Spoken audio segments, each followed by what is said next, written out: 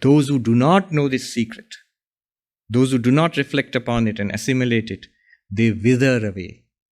They go from death to death. The Kena Upanishad also wants this. It says, Iha ched avedit atha satyam asti, na ched iha avedit mahati vinashti.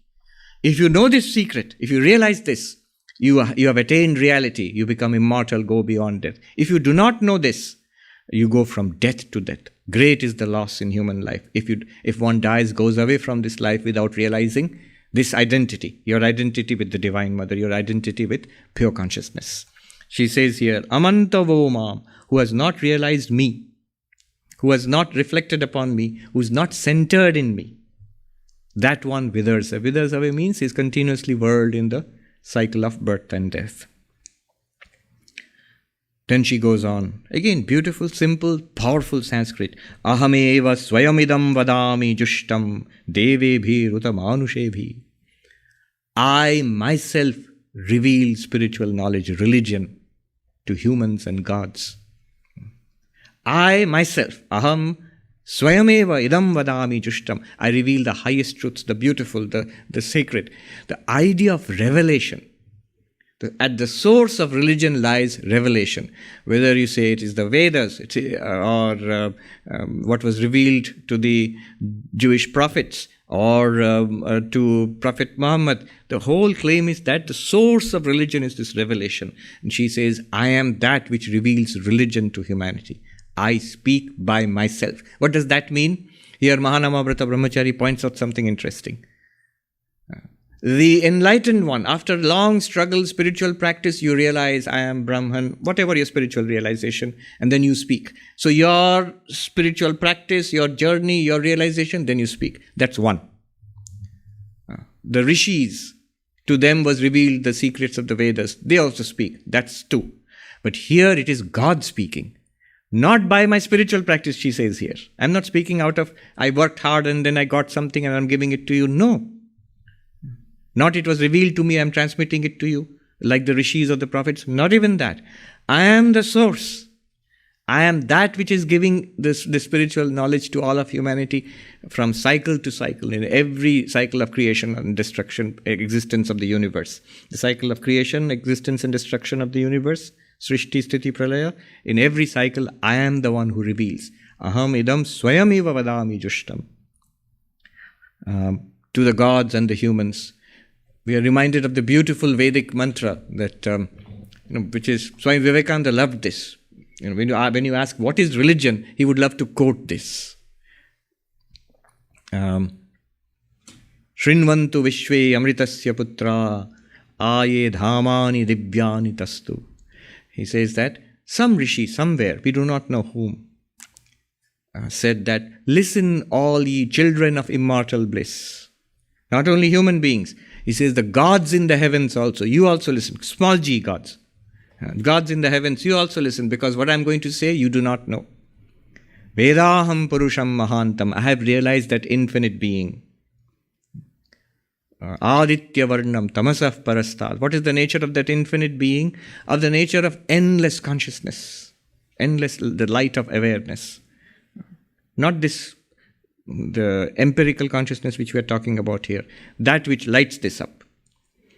The endless consciousness, the limitless consciousness I am, Aditya Varnam, Tamasah Parastad, forever beyond the darkness of death and suffering. Tameva viditva ati mrityumeti, knowing that one goes beyond death.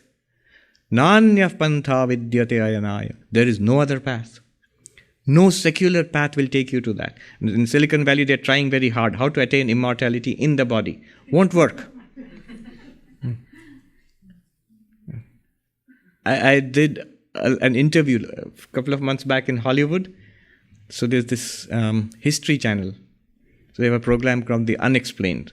So I was interviewed and they wanted to know if you can sort of preserve the body, how do yogis live long, and can you upload your consciousness into the cloud and somehow continue with this physical existence. So they're doing a program on that. And the host is William Shatner, Captain Kirk, Star Trek. And he's in the news now. At the age of 90, he's going to go to space. Yes. Yes. The only way to attain immortality is to realize the immortal, which is that existence, consciousness, bliss, the absolute. And she says, I am that which reveals this truth. She's speaking here as the personal God, the God of religion. Swayamidam vadami. To human beings and to gods. Exactly the language of the rishis. And that rishi who spoke this, which Swami Vivekananda quoted, she must have been centuries, if not millennia, before that rishi. Then again, another very, very important, beautiful truth. Yam kamaye tam tamugram krinomi, tam brahmanam, tam rishim, tam sumedham. Whoever worships me with devotion, whatever they want, I give them that. This one I make Brahma, the creator of the universe. That one I make a rishi, and the other one I make the greatest intellectual that there ever was. Tam brahmanam, tam rishim, tam sumedham. It all comes from her. It is her gift to give.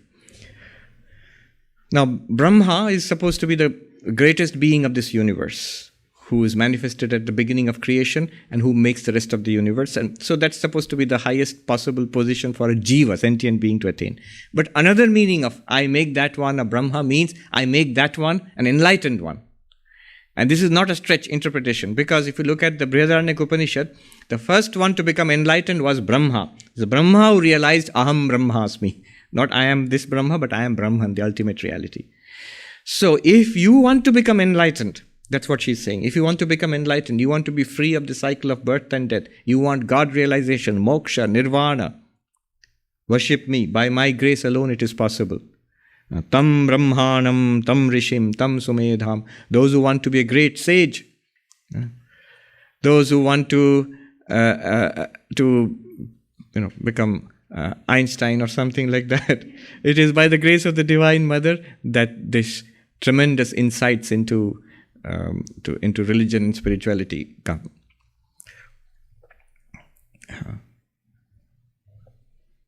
I remember Swami Brahmananda was there in Kashi, in Banaras, and the Holy Mother, Ma Sharda Devi, was also there. So she asked somebody to go and ask Rakhal, Swami Brahmananda, why do you need to worship the Divine Mother? You have the Upanishads. You have Vedanta, Drik, Drishya, Vivek, Panchadashi, Aparoksha, Anubhuti, and all of that. You have the direct teaching. So you just practice that. Indiscriminate. I am not the body, I am not the mind. And then you realize that I am Brahman, you realize your true identity. But it's not that easy. And you might say, we know Swami, we have been coming to the Vedanta Society for decades now. It's not that easy. Yes. So grace is necessary. That's what all spiritual seekers throughout the ages have realized. I call it grace, kripa. So the grace comes from the Divine Mother. So Swami Brahmananda asked him, and he said, Brahma Jnanir Chabikati Mayer Hate. The keys to the enlightenment, keys to Brahma Jnana, the knowledge of Brahman, is in the hands of the Divine Mother. Out of emotion speaking, out of devotion to Ma Sharada, because Sri Ramakrishna was his guru, so Ma Sharada is the wife of the guru, so reverence to her. That's why he's saying the keys to Brahma Jnana in her hands. 4,000 or 5,000 years before that, Vagambrini, she has said, Yam kamaye tam tamugram krinomi. I raise that one, the one who worships with any particular desire, I raise that one to the heights of excellence, to the Everest of excellence. Whether you want to be an enlightened one, whether you want to be a rishi, whether you want to be the greatest intellectual who ever lived, it comes from my blessings. It's true. I have seen it, that yes, even with the slightest bit of effort, but by the grace of the Divine Mother, immediately, something that we do not deserve at all is entirely possible. Entirely possible. That also you can get by yourself, by the grace of God again, but with enormous amount of effort and careful practice for maybe lifetimes.